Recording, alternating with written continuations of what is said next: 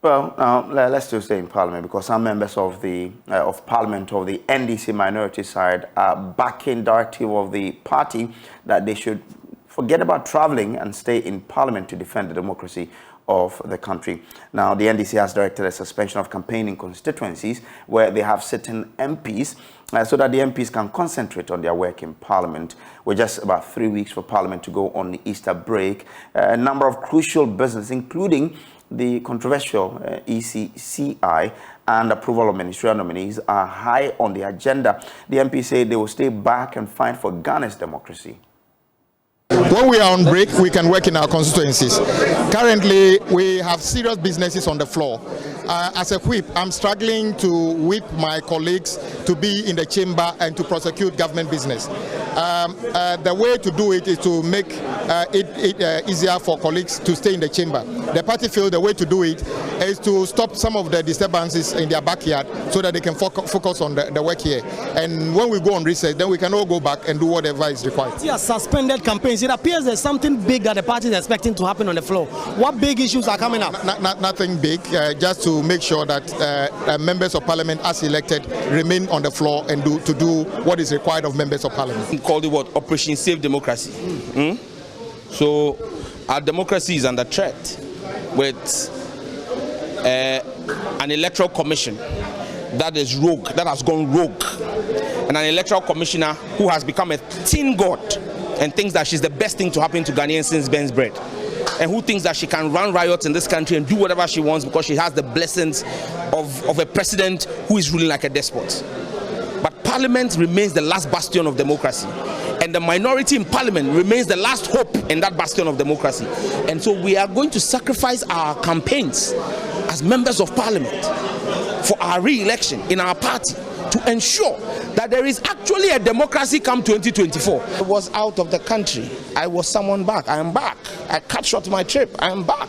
And I'm coming to be in this chamber to ensure that whatever it takes, hell or high water, we will bring the Electoral Commission and the commissioners from their high horses and give them an education in the Chamber of Parliament.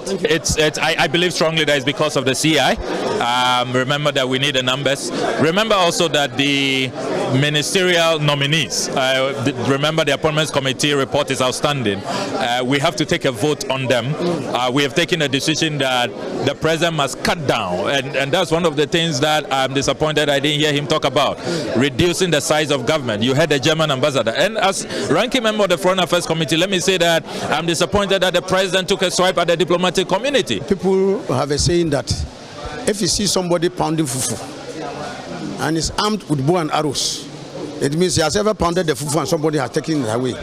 It's a signal to tell you that it's ready for whoever is that intruder or the person who takes away his liberty.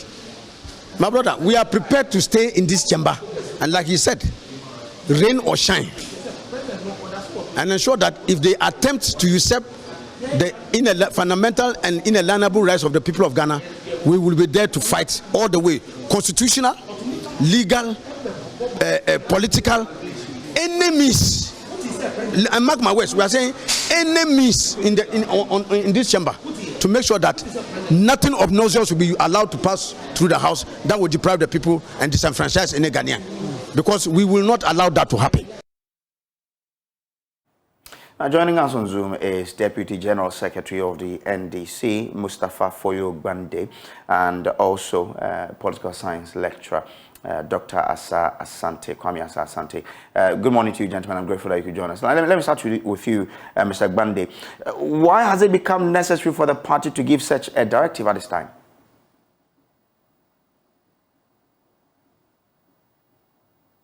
Mr. Gbande, if you are speaking, you might want to unmute for us so we can hear what you're telling us. Hello, Mr. Gbande. I want to understand from you why the need for such a directive at this time? A call to duty, a call to protect the democracy of Ghana, a call to defend the abuse of fundamental human rights of Ghanaians. Okay. A call to hold government accountable, because it is so clear that the Nana-Addo-led government is in the business of taking the rights of Ghanaians for granted, is in the business of colluding with the Electoral Commission to try to perpetrate heinous illegalities against the Constitution of Ghana. And as political parties, we have a role to play in terms of defending and protecting the democracy of Ghana. And so same are the reasons why we believe that we must put one party interests below national interests. So we are calling on members of parliament to stage a role of gatekeepers to ensure that the government does not smuggle CIs and other issues that are offensive to the rights and the welfare of this country. But aren't you interfering too much in the work of an MP who is supposed to be representing his or her constituent and not necessarily the political party he or she belongs to?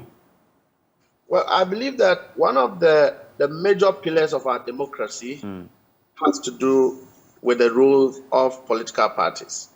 And as a political party, our business is to protect the interests of Ghanaians. What we are talking about is not just about the NDC. Okay. We are talking about the president, government, and the Electoral Commission breaching articles of the Constitution. That is a fundamental document that protects and guides this country. And that is what we are talking about. Should we allow a government to seemingly apply some portions of the Constitution when it is convenient and disregard some when it is also convenient for their political expedience? I think that we will be running a country that is not rooted in the fundamental principles of rule of law.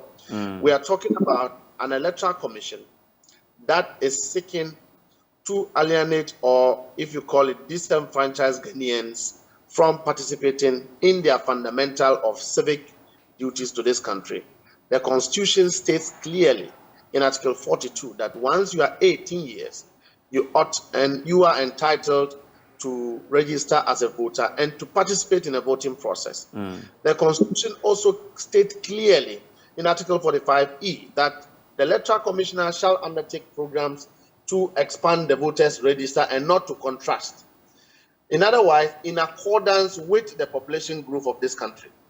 The Constitution also states in Article 35C that government must take steps to make sure that the people of Ghana has reasonable and just access to public programs and services.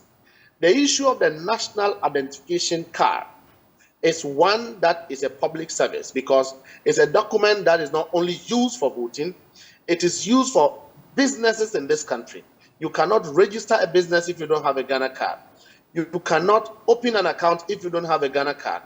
Now, if you go to offices of the National Identification Authority, they are not working. They cannot produce your ID card.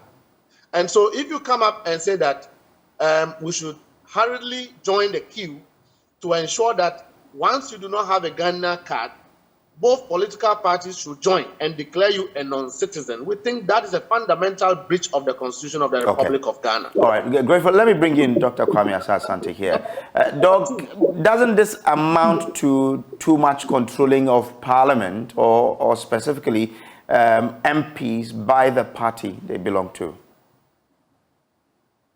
I'm not sure that's the case. Okay. Political parties always work in the interest of their country, and that if there is something that will affect the party, and for that matter, the country at large, they are quick to respond to the occasion. And let us remember that by their action, they gauge the mood of society. They know what society wants, and they put our views together, what we call interest aggregation. Once they put our interests together, they're able to gauge our interests and put them together. We call it interest aggregation. And then when they are done, they do what we call interest articulation. They articulate our views clearly. So that's exactly what they are doing. And it's in their interest to do, because this is what political parties ought to do. Any other thing is an aberration or a misnomer. So I want them to be able to do the bidding of us by, representing us in Parliament. We have put them there. Let us remember that we are operating a representative democracy. That you and I, the population of 30-something million, we can all be in Parliament as it pertains in Athens in ancient time. But that a fraction, a section will represent us. So they represent what? They are our interests, our aspirations, and our needs. And that is why we put them there. So that is what exactly they are doing. I commend them for that push-up. They need to do that at all times, not today. And that when they sleep, we will come back and attack them. All right. Grateful to you, gentlemen, for joining us with your thoughts this morning. Dr. Kwame Asante is a political science lecturer with the University of Ghana, and also Foyo Gbande is the Deputy General Secretary of the National Democratic Congress. Let me take you back.